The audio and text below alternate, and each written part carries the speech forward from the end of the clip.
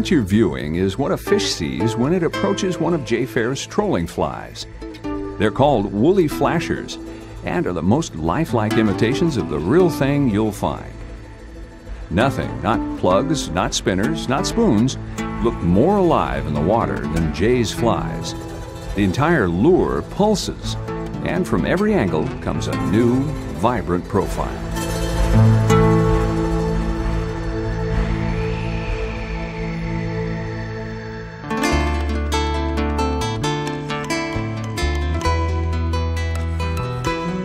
When rigged and presented properly, they'll outproduce any other method for big fish. Whether in lakes or reservoirs, or for trout or other game species, pulling flies is the ticket for catching more and bigger fish. The most widely known secret in fishing is the quote we hear every week from the bass boys: "Keep the lure in the strike zone." In this video, Jay Fair shows you the system you can use with the gear you already own to be in the strike zone all the time. The system is easy to learn, but it's not simple, and to understand it, you should know a little about the man who created it, Jay Fair. Tell you what you need to do, what I've taught myself to do, whether I'm fly fishing or trolling flies, you need to live and breathe that fly. You need to turn yourself into that fly. And you're down there and you're that fly, and you know the more action you get on the fly, the more fish you're going to catch. And you're constantly, you're totally concentrated on what's happening back there. He is known as Mr. Eagle Lake by the writers of Northern California, named so after his home water, where he's lived and worked. His reputation as a fisherman, guide, fly tyer, and craftsman of tying materials has made him a legend. The fly fishing world has long been open to Jay's innovative colors, materials, and flies. Most can be seen in his no-nonsense fly tying video series.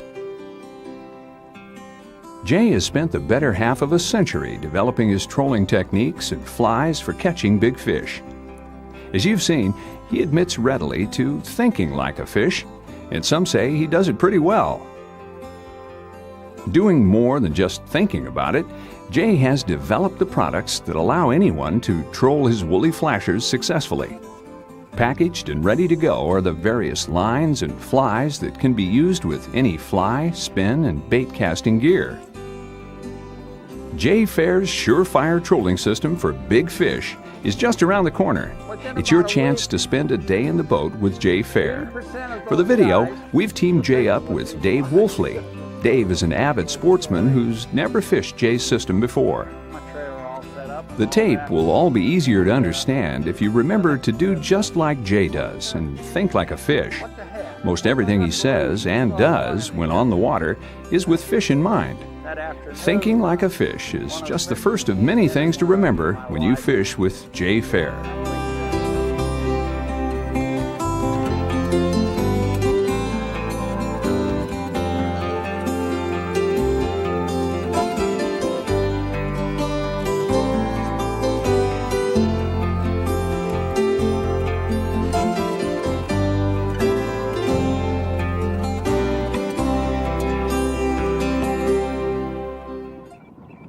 Big trout are different. You can take a 2 or 3 pound trout, and he's not the same trout as a 7 or 8 pound trout.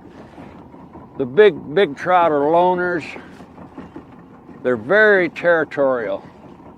Apparently they get up early too, huh, Jay? Oh yes, they love early mornings. They don't have any sun in their eyes. They feel secure at daylight in the morning, and they just like this time of day. Most animals do. Trout, animals, human beings, they're not that far apart. We may think they are, but they're not. Okay, let's just sort of reverse this thing and say we're fishing for people. And where would you go this time of morning to get people? In bed. I would go to a restaurant. majority of them, the restaurants are full of people this time of morning, so you go to a restaurant. Same way with fish. If you want to catch fish, you go to their restaurant. You go to their feed bed, because that's where they're going to be. Now, as the day prolongs and the weather starts heating up and it starts getting hot, I would go to a place to catch people where it's air conditioned. You're going to find the majority of these people in this air conditioned place. Now, if it starts to get winter and it starts getting cold, now you want to go where the building's heated. The same way with the trout. You want to follow these temperatures around. As temperature changes, trout change. If you didn't catch it all, that was your first lesson in big trout behavior from Jay Fair. We've learned from hanging out with him for a while, you have to listen quick if you want to catch everything Jay has to say. First off, he talked about big trout being loners. Jay's looking for single fish. If he's catching lots of small ones, fish under 3 pounds, he knows he isn't where he wants to be. You don't usually find big fish in schools. A single fish coming to the surface might indicate to Jay it could be one worth working. Jay also pointed out that big fish are aggressive. This makes them excellent targets for trolling flies. They'll come from some distance to protect their area and will feed on whatever intrudes it. Big trout are very early risers, just like Jay. He prefers to be on the water in the dark and fishing at first legal light. Trout have no eyelids and are extremely sensitive to the sun. Clouds and even wind cut down light penetration, making them excellent times to find big fish. Jay will look for big trout on the feed beds and near structure. Look for concentrations of minnows in and around weed beds, rock piles, and ledges. Much like a deer coming to its favorite field at night, big fish head to the same feeding spots again and again. Find out what your big fish are feeding on, find out where it is, and you'll start catching bigger fish. As important as feed is to big trout, temperature can play nearly as great a role.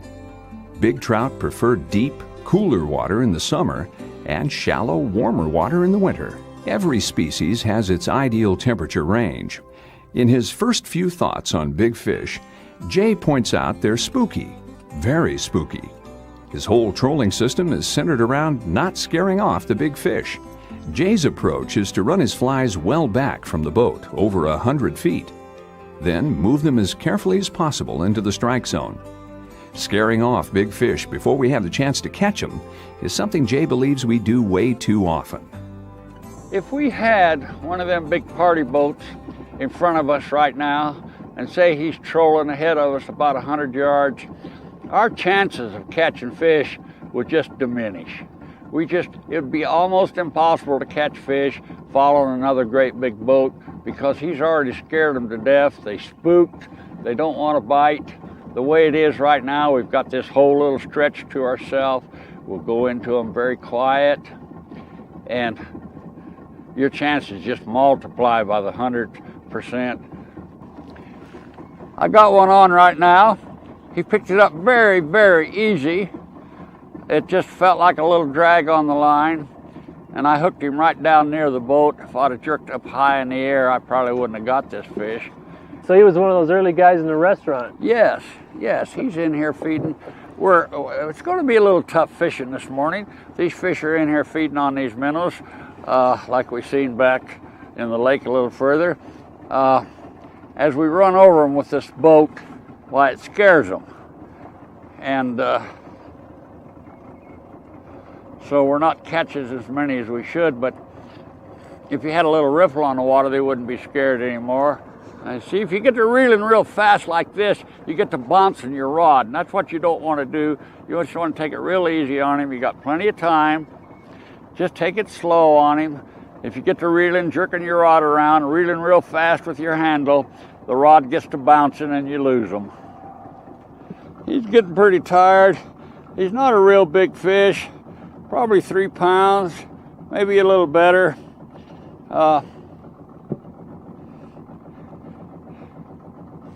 He's still got a little fight left. We don't want to fight him down too hard, because we want to make sure that they revive and you can turn them loose. And these fish are very healthy. There's a lot of oxygen in the water right now, so they're not real hard to release. Oh, he's beautiful. Just absolutely a picture of health. Keep him out of that prop. Good job. Isn't that a beautiful trout? Look at the markings on him. Look at his fins. Absolutely perfect. All the little dots are just absolutely perfect on him. We want to get him back in the water before he gets tired out. It's one thing you don't want to do. If you're going to release them, try not to put them in a net. There he goes. The rig that Jay trolls consists of several parts. The most obvious are his trolling flies. You could use other flies to fish Jay's system. However, it's hard to imagine anything that looks more lifelike in the water than woolly flashers. We'll get into the flies more later. Before the flies comes 15 feet of leader. In this case, Jay is using 8-pound because of the size of the trout and because the weeds are so thick here. 15 feet of leader may seem like a lot, but remember, this system is designed to avoid spooking fish. With a longer leader, it's less likely fish will spot your main line. Just take your regular leader material. We use 8-pound test leader. You take 15 feet, what we were using this morning, 15 feet of this leader material. Next in the system is 18-pound test lead core line. Jay uses 15 feet to take his fly down to between 6 and 8 feet. Jay controls the fly's exact depth by the speed of the boat and the course he trolls. Attributes of lead core line that make it a great way to weight a trolling system are that it doesn't easily snag up on weeds or rocks, it doesn't kill the action of the lure or fly, and it holds its depth, not sinking or lifting too fast. If you think your target species is deeper than 6 to 10 feet, you can add more lead core line to the rig. Lead core line changes colors every 30 feet, and for each color, you can increase your depth another 6 feet. So now we have 15 feet of leader. In front of it, we're going to put 16 feet of 18-pound test lead core. The reason we're using 18-pound test lead core, because they make many different types, is that we know the depth of 18-pound lead core and how deep it will get us. If we went to 10-pound or 12-pound, we'd have to change our formula some. The most ingenious part of Jay's system is probably the fly line. This floating fly line puts your leader behind the boat 80 to 90 feet. They don't spook the fish, and if you do run one over, the fish has a chance to swing back into the strike zone. They track outside of the boat in the wind and when trolled on a winding course. The lines are also extremely visible. Jay uses white, so you know exactly where you're fishing. So we have approximately 85 feet of this line. And you're going to ask yourself, how come we have so much of this line? We need to get back far behind the boat so that we don't spook these fish as bad. When we take circles on these fish, we have our line running on the inside of the circle. If we're near the tules trolling it, those fish will come out of the tule roots and take it. So now we attach this line to the lead line. Now, behind the fly line comes a backing material. How much additional backing you put on will depend upon the type of reel you're using and its remaining line capacity. Jay likes to have as much as 50 yards of 20-pound backing on the rigs he fishes. He prefers Dacron for backing because it doesn't stretch and it's easy to work with. So the whole rig consists of about 50 yards of 20-pound test backing, 85 feet of floating shooting line, 16 feet of 18-pound test lead core and 15 feet of leader material. That consists of the whole line. Jay's trolling line system is designed to fish with his woolly flasher flies.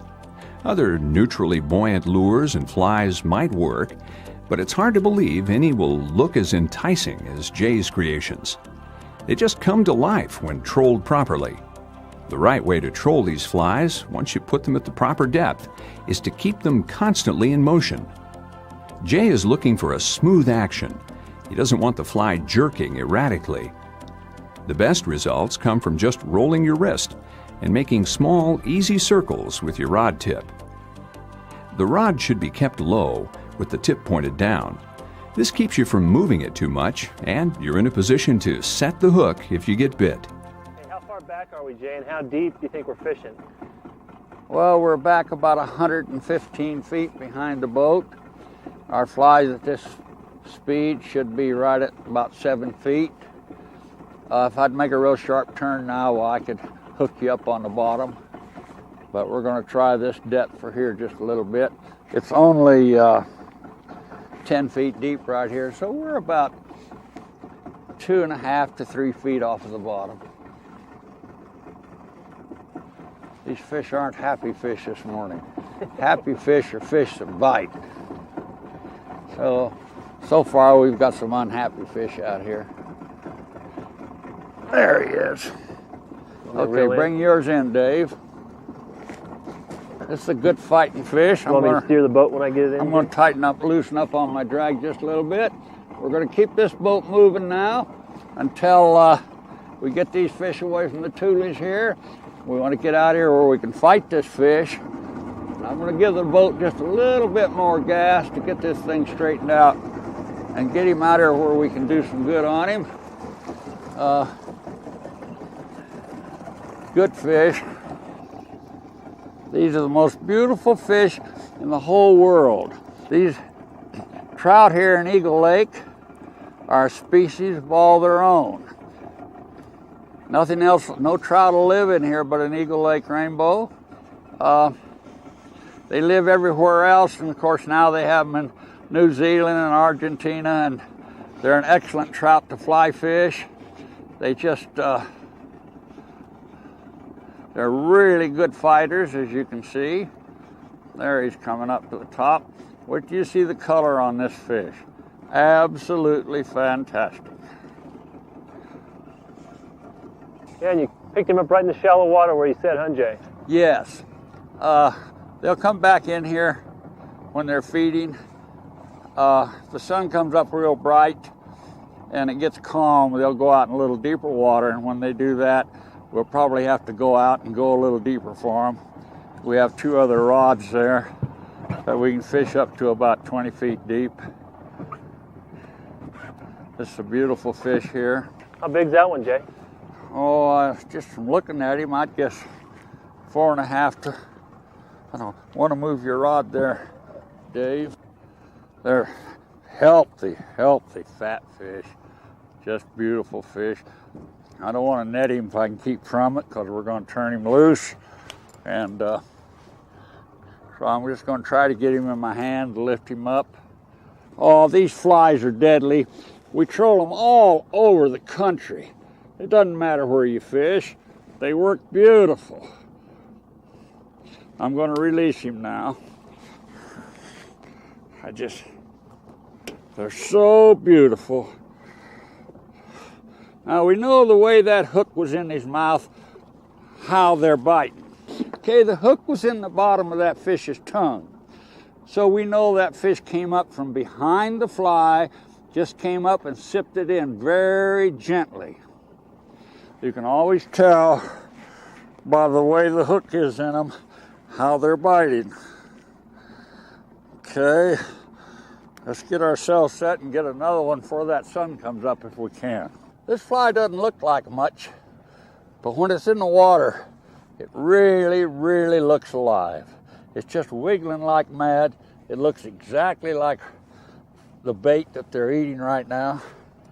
And They're just, you've never fished anything that'll produce fish. All types of fish hit these flies. Some of these flies don't necessarily duplicate exactly what they're feeding on. It's an attractor fly, and they'll take this for a minnow, they'll take it for a leech, they'll take it for dragonfly larvae, and many different things. And through the years, we've tested these flies over and over and over again. We run prototypes all the time. We'll take a new fly that's a prototype, we'll run it 2 full years before we put it on the market. And they're just absolutely the best way I've ever fished in my whole life.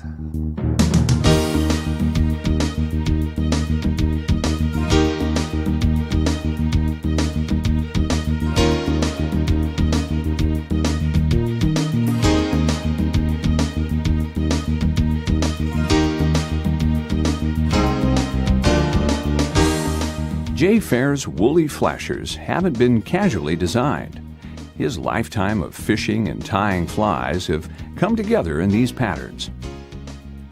Marabou feathers are perhaps the most important ingredient in these trolling flies. Nothing yet manufactured comes alive in the water like marabou. The entire length of the fly is in action and showing life. Jay buys and dyes all his own marabou. It's not run-of-the-mill material, but hand-picked and personally crafted into the most alluring feathers you can put in the water. Jay's marabou breathes when trolled. It pulses over and around the body of the fly and brings scales and tails to life. The wide head of the trolling fly is tied to a specific thickness. The front of the fly, by shaping the water flow, sends the feathers into action. Too much water over the marabou flattens it. Too little, and it doesn't come to life. The reflective body is tied sparse to emulate the midsection of the live bait. The shuck is a sturdy woven plastic that glows rather than shines in the water. Tails to woolly flashers are sparse. Just a few select marabou feathers create a dramatic, fluttering end to the fly. Whether you're trying to imitate a minnow, leech, aquatic insect, or other natural prey, the tail is the last thing a fish will see before taking. The variety of vibrant colors woolly flashers come in are time-tested. Jay, not satisfied with colors that come from the commercial suppliers, hand dyes all his own materials. Spending years developing the shades he wanted, Jay colors the feathers to his own exacting standards. His main concern is not with how good they look above water, but how they appear when trolled at depth. Few understand as well as Jay how colors change when under the water. His hues of fish-attracting feathers are selected for how they appear below the surface.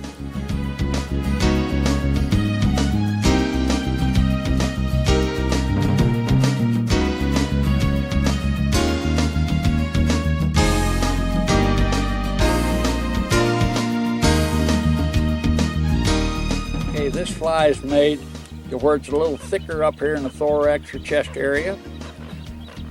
It tapers back to where it has very fine marabou little barbels sticking out here. Has a very fine tail to it.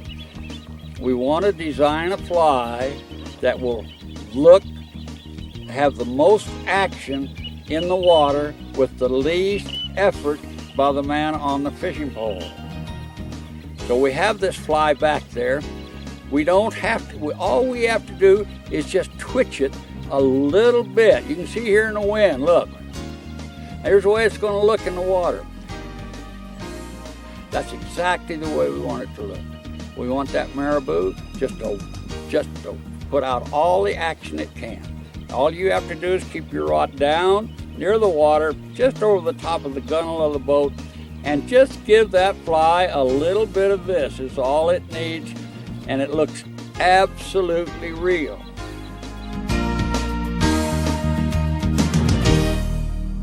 So the fly line's just for control, huh, Jay? Yes, it gives you good control. Plus it puts you way, way behind the boat. We have lots of people using monofilament, which works all right. They'll put a monofilament on, a couple of split shot, and go back 100 feet, and they catch quite a few fish also. But it's not as deadly as the rigs we're using here. It's really the right flies combined with the right line that makes for a complete system. The two work together to present an extremely lifelike imitation of live prey. So what kind of line do we got on here, Jay, and what's the purpose of the fly line behind it? Well, the fly line's floating, and the reason I like to use a fly line because I can see it laying out there on the water and I know where that fly is. Like right now we're coming into this tule patch, and I can put this fly right on the edge of these tules by watching that line. Another thing, you'll get used to this fly line, and if you watch it very close back there, it's going to twitch. It'll just barely move when that fish picks it up. We've got two fish on here right now. We got a little breeze on the water. Things are starting to pick up a little. Think you'd have the same luck with lures, Jay? Well, I'll tell you what, boys, it'd be awfully hard to fish lures in here because you're fishing them really slow, and you'd be hanging up, you'd be catching tules and all that things. With this floating line, I can put that right there where I want it, and certainly you'd catch a few fish in here on lures probably, but when you make these sharp turns like these fish love, well, that lure usually goes to the bottom and you hang it up. We're just inching these flies along. We're just making them flutter down there. This is a pretty nice They're not fish. that small, Jay. Well, For here. yeah, they're nice trout towards the average. This one here is about 4 pounds. Wow, did you ever see such beautiful trout in your whole life? You know, I've been fishing these things all my life, and I've never got used to it. Every time I see one, I get excited. It's just like I've never been before.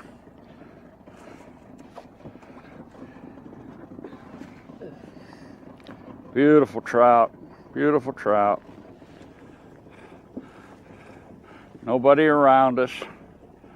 We got this whole little area to ourselves. Okay, we're going to bring this trout up. Now, this is absolutely just a beautiful proportioned fish. He's fat.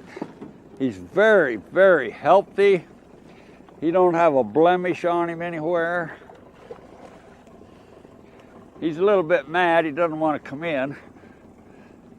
Come here, baby. Come right over here. You got to get them just right in order to pick them up, because they don't want to pick up that easy. They get to flopping around. And, we got him. I don't want to hold him out of the water too long here, but look at this. Here, I got you. Isn't that a gorgeous rainbow trout? I'm going to grab him here now. I'm going to take the hook out of him. I got him here laying in the water. He's all right. Yeah, he's great. See?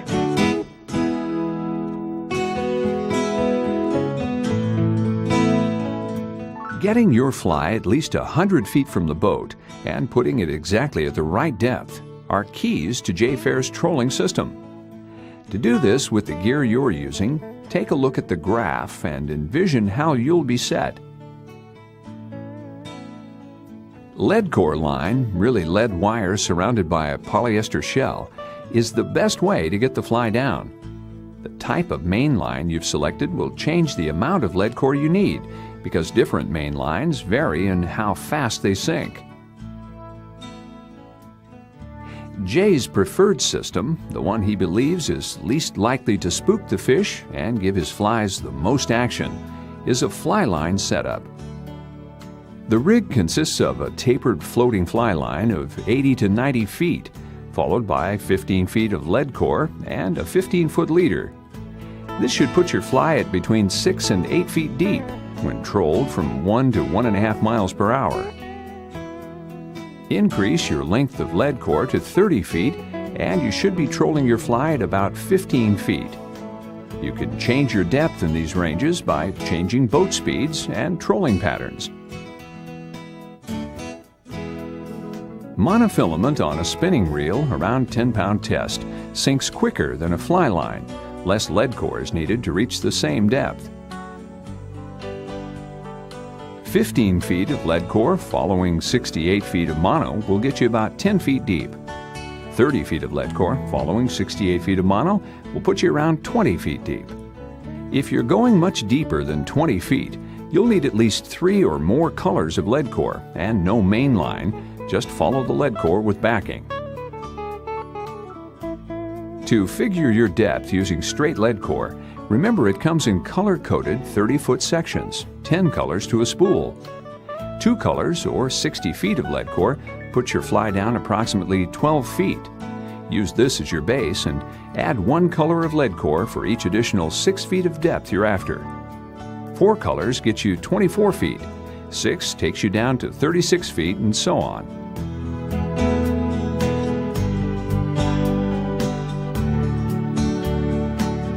We're using 15 foot of 8-pound test leader. That seems to be more efficient. If you were just fishing lead only, why, you'd have to use quite a long leader because you need to get behind a boat at least 100 feet.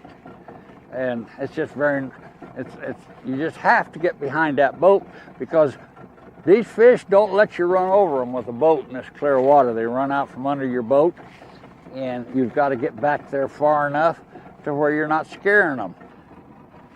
Now, Dave, if you feel the least little drag, if you've got a little piece of moss on there, a weed or anything like that, even if it's a 1/4 inch long, they won't take it. They absolutely will not take it. And that's goes pretty well with all types of fishing. Now the fly line that's right up here in front of us, Jade, that's so that we can see what we're doing and have a little control over the line? Yes, we can put this line anywhere we want it. See, we know exactly where it is right now. We're going to make this turn right here, and it's sort of like driving a semi-truck. The man that runs the boat's going to put that fly right there on that point. Of course, if he turns too tight, he's going to hang it up. And if he doesn't turn tight enough, he's not going to get it where it wants it. But we're coming in here just about right now. Now, you really want to get yourself prepared because he's going to be really hard to hook if you take him here because your line's way back over there around the bend. It's not uncommon to hook a fish like this and have him jump off the side of the boat, and you'll say, look at that one, and I'll say, yeah, he's on the end of your line. That's just because we're in such a tight circle. Now, when we come in here, we're going to get you as close as we can. There he is. We've got one on now. We're going to take him out. We're going to take him out into the lake now. Hang on. Hope it didn't snag up. Your lines are pretty close. Nope, just keep her coming. Keep your rod down on that side or you're going to go over the top of me. You picked this fly up extremely easy, you did. Really easy. I have, Dave, I have people in the boat. A while back I had a gentleman, and when I have customers I usually don't fish, they fish, and he said, no, I want you to fish because I want to watch you. So he fished with me 2 days, and the first day I caught 11 and he caught 1. Well, then he got onto it. See, it's going to take a little while to get on to know when you got a strike. And the next day, well, I think he caught 8 or 9. You always want to watch your drag. Don't get it set too tight. More fish are lost with a tight drag. They'll just literally break you off. This is a much smaller fish here. We're just going to bring him in here and release him and get rid of him. What you want to do is just play them nice, play them tight. Don't let them bounce the tip of your rod on you. They get to bouncing that tip, you're going to lose them because every time they bounce it, they get a little slack. Out here in our western lakes, we get a little spoiled. And it wouldn't matter what lake we was fishing. It has no bearing on it at all. Your lakes all just about have the same type of feed. That little fish probably weighs about 3 in there. Okay, we're gonna get him off here. Want me to hold the pole for you, Jay? We'll keep him in the water here so we won't hurt him. He's still, for a rainbow trout, he's not that bad. Sort of twist him just a hair like that, and we're ready. And there he goes. As you can tell, there's a lot to be learned about this trolling system and fishing in general by riding along with Jay Fair. Our volunteer fisherman, Dave Wolfley, has been with Jay all morning and is just catching on to how the whole thing works. No one was counting fish on this trip with Jay and Dave, but somehow everyone knew who was ahead. Like any dedicated guide, Jay wasted no time in getting the lines back in the water. Without any hesitation, Jay was fishing again and talking about the unique flies and lines he's developed. The only reason we go in a circle is because if you went like this, they'd hit it on the way back and you'd have slack lines. And what you do is pull it in just a little, go back in a little circle, and that keeps that line perfectly tight all the time. And that's the only reason. There, you've got him. Good hit. We're taking him out in the lake now. Well, he's fighting good. Keep your rod down. I'm going to get on the gas to give you, to tighten him up. Yeah. See, I can't come in. See, we're cross lines now. Yeah. So what you do is, when you hold that rod down, when you lifted that rod, you went up over my line, okay. See? Yeah, he was right tight close to those tulies, huh, Jay? Oh, yes, he's right on the roots of those tulies. Well, he hit pretty good. He did? Yeah, actually. That's great. Okay, you ready for me to stop the boat? Sure, I got him pretty All right, good now you're going to get a little slack when I stop it. You Okay. ready? I'm ready. Okay. Your drag's okay? I think so. You did a great job of hooking that fish. There might be some hope for you after all. See what we did there? Well, we got loose. One thing about these fish, you don't get into a great big hurry on them. Just take it easy, and you got lots of time to land them. And now, if he's another little fish, we'll, when the wind comes up, he's not a bad fish. When the wind comes up, boys, we'll start catching bigger fish. The bigger fish are a lot more weary. They're very scared. Yeah, this isn't a little one, Jay. That drag's too loose. Tighten it just a hair. Okay. Yeah. Well, this is a pretty nice fish. Yeah, he's beautiful. He'll probably go a little over 4 pounds. Bring him, but don't let him get in the motor on you, son. I guess I can call you son since I'm 75 and you're only 96. That's a nicer fish. A whopper. This fish will probably go close to 5 pounds. A lot bigger than that little one you caught. Oh, quite, yeah.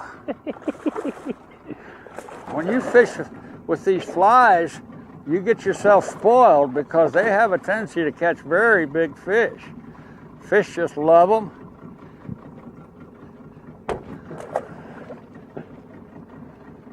There's a little knack to doing that. The first time he let me.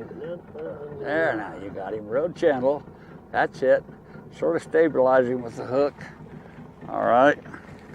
Let me let him go? You want to let him go? Yeah. We ready? Oh, he's a good fighter. All right. Isn't that a beautiful color? Did you see that big rainbow down the side of him? Hold him up straight. Get him back in the water. There. There he goes. That was fun. I guess it really does work, Jay. That was great. Oh, it's a fantastic way to fish. You know, you have no weight on there. You have light poles. These rods happen to be made out of fly rods, but you can use a light spinning rod to do the same thing. And it's just a great way to fish.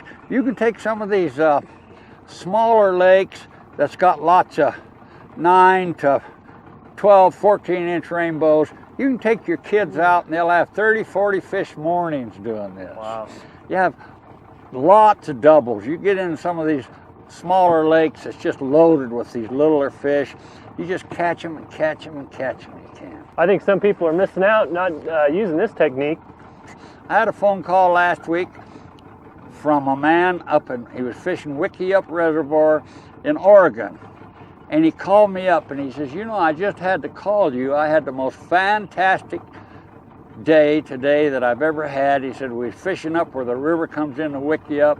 The German browns were running 5 to 9 pounds, and we caught 12 over 6 pounds. Wow. And he said, every time I go fishing, I think about you. You taught me how this method, and I've never been able to catch as many fish as I've been catching the last few years.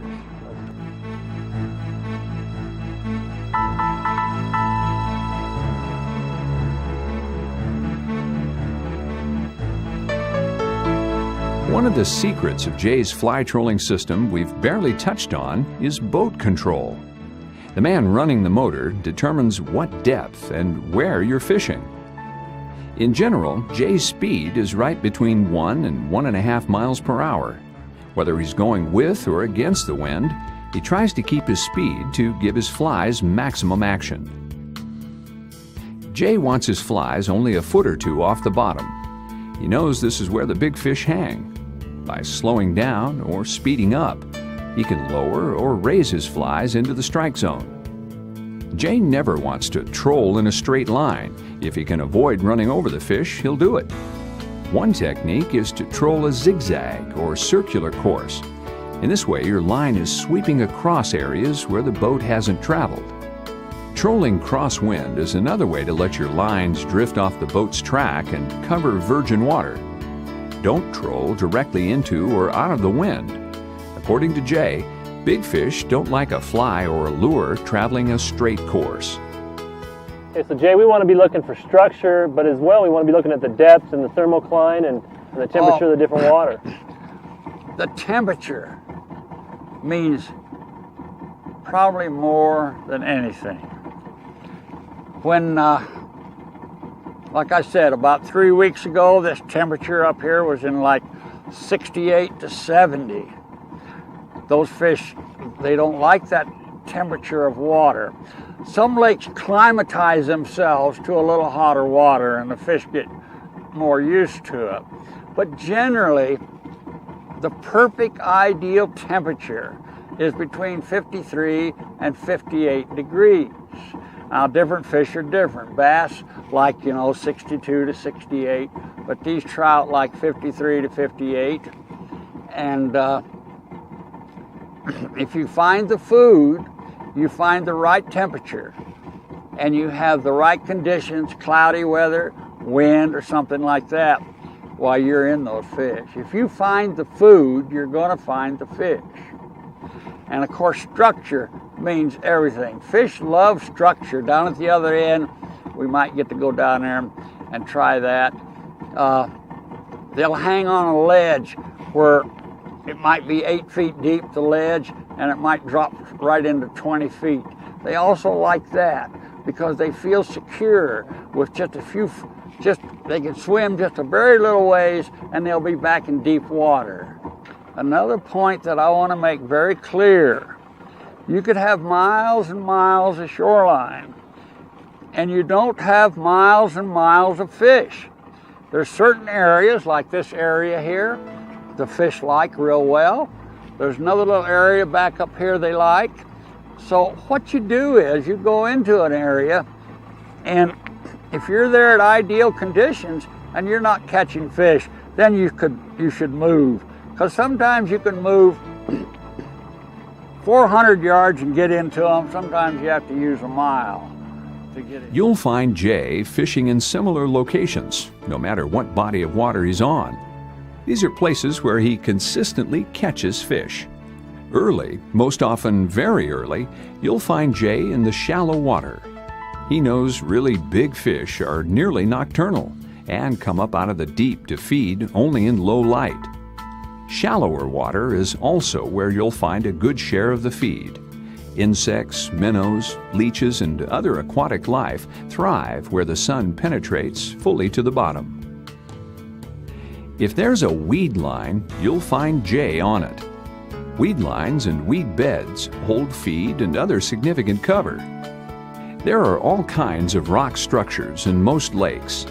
If you find the points, drop-offs, and ledges, chances are you'll find fish. Rocks make great ambush points for feeding fish. They can charge out from behind or from below. Submerged river channels, creek beds, and canyons all provide deep water access. Big fish reside in deep water. Springs and creeks are often cooler in the summer and warmer in the winter than the main body of water. Big fish will seek them out and gather in these spots where the water temperature is ideal. Finally, you'll always find Jay keeping an eye on the birds.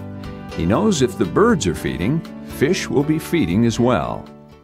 You normally have 4 different feeding periods a day. You'll have 2 majors, which lasts about an hour and a half to 2 hours, maybe a little longer, according to how much feed's in the water. The more feed that's in the water, the shorter bites you're going to get. Makes sense, they're going to fill up. Then you have a couple of minors. So if we had these fish that came on about 3 o'clock this morning and quit about a half hour after daybreak, they're not going to come back on again till around noon. And then that minor feeding period will probably last half hour to an hour. So it's very important that you're there when these fish are feeding. But big trout normally are pretty lazy fish. They like to get easy food with the least calorie output, with the least effort. And what you're trying to do in this fly is get the most action out of the least effort. We want just the slightest twitch to make that tail move, where it looks alive. We want to make it look alive. And that's what we've done here. At the end of Jay Fair's trolling system are his flies, and any way you look at them, they are spectacular. He's created the patterns and even the materials and colors that he knows will catch fish. We had Jay go over a few flies and explain what they imitate. He's pretty fussy about the way he fishes, but even more so when it comes to flies. They just love this color. My dad taught me something years and years ago. He was a great fisherman. The time I was 6, we were out camping out, fishing every spare minute. He taught me that copper is an amazing material for fish. Fish love copper. So we have a few strands of copper to pick up that light just a little bit, as you see. Here's an extremely important fly in our fly line. And you'll say, well, if it's so important, how come you weren't using it this morning? This fly is designed to imitate threadfin shad, white shiners, pond smelt, anything that's white, we use this fly. We have a hot one here. It's tied exactly the same way. The material is different. This is orange marabou with a sparkle orange body. This fly works real well in a little off-colored water. This fly also works real well in high wind.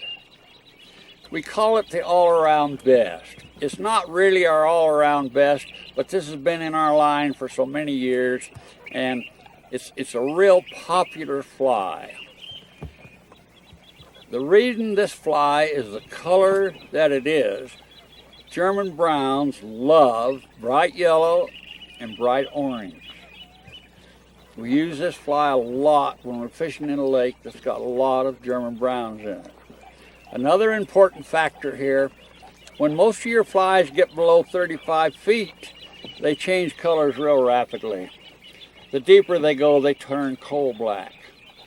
There's only a few colors that'll stand up to that depth, and that's one is yellow and one in orange. This fly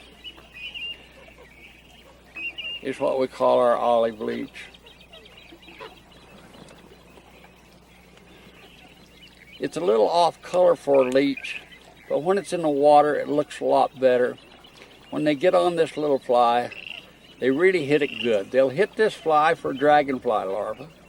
They'll hit this fly for leech. They'll hit it for a little minnow. So again, it's one of those attractor flies that they hit for many, many reasons. It's what we dye this feather up, and it's hot orange. Fluorescent orange or hot orange. We use this in the late fall. It's excellent. In the early spring, this fly is excellent. The reason it works so good at that time of year, along in December, these fish start thinking about spawning in March, February or March, according to the water temperature. They won't spawn and lay their eggs until the water reaches 48 degrees. So we'll start using this fly in December. I don't think they hit this fly to eat it at all. I think this is an attractor fly, and they're in the mood to just grab it. This fly here is a very, very important fly in our line. When the water gets a little bit warmer, it takes a little bit of warm water to get your leeches real active. Some of our lakes, if you'll watch very, very careful, and you get up near your tulies and the leeches come out, they're just thick in the water. I was going to try to find some to hold in my hand here, and we just haven't had the opportunity to do that. But we have three types of leeches here. We have a little very aggressive cinnamon leech that's only about 2 inches long. Man, he just wiggles like mad. We have the little black leeches that are about 2 inches long. No leeches are real coal black, but he's about 2 inches long. He has just a little brown mixed in. Then we have our giant leeches in this lake, and the average person that sees them never have any idea what they are.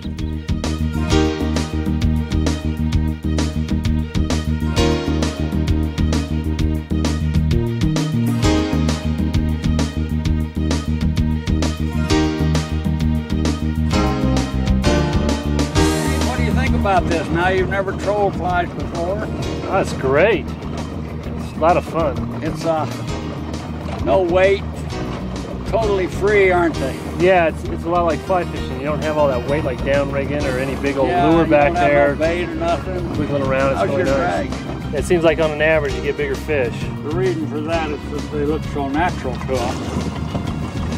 You get small fish like that.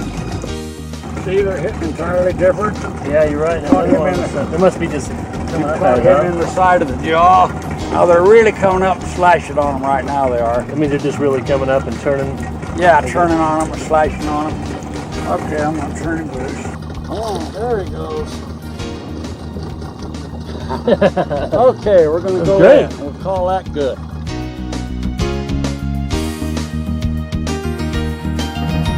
We're going in against the wind, so we got to pick our speed up a little to compensate for it. After spending some time in the water with Jay, it was obvious to Dave Wolfley, our guest angler, that Jay really knows what he's talking about. Jay's fame as a fisherman travels the West with everyone he's taken out. Once they give the system a try, they're hooked. Bob Clement is just one angler who's fished with Jay, learned his trolling system for big fish, and got results. Landed over 13 fish and released them. It was just absolutely incredible. Nice sized trout, a lot of fun. And I'm a fly fisherman, and I like to do all kinds of fishing. And obviously, it's a kind of a thing you can do when the weather isn't conducive to fly fishing, and also get some nice big trout. Just like that one there, we just got bit, but I didn't do it like Jay said to. But I just had 2 fish on here. We released those 2, and it's really exciting. And it's very, very another spike. Gosh, Bob, pay attention here. Hard to talk and fish. It's hard to talk and fish and run the boat, but I'll tell you what, we've had many people come by today and ask how we're doing it, who haven't even had a bite, and we've landed a lot of fish today and released them. And it just adds a whole different dimension to the sport. So I'm a firm believer, and believe me, it's an effective, very effective method. What we're getting the benefit of is 45 years of Jay's experience of fishing and working on these flies and materials and picking up on that, which we possibly never could do in our lifetime.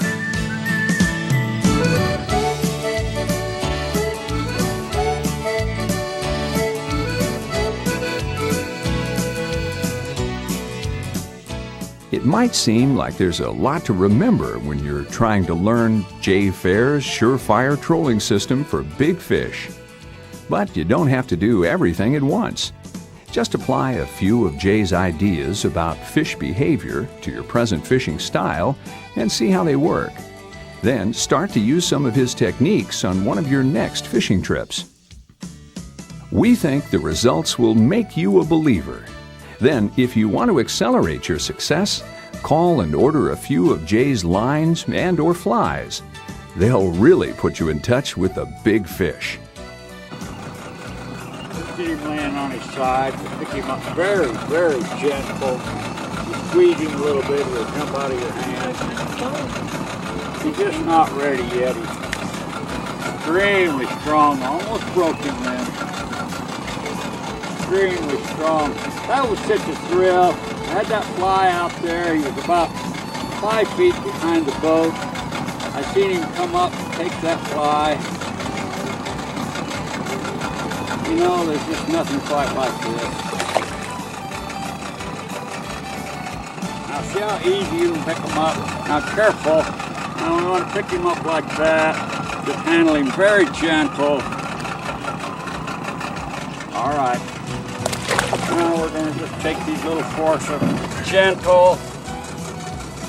Now we got to get these just right so we won't hurt them, so we can come out, on him, sort of twist them just a hair like that, and we're ready. And there he goes. What a thrill, man. I've been doing this over 60 years, and I still get buck fever every time I hook a big one.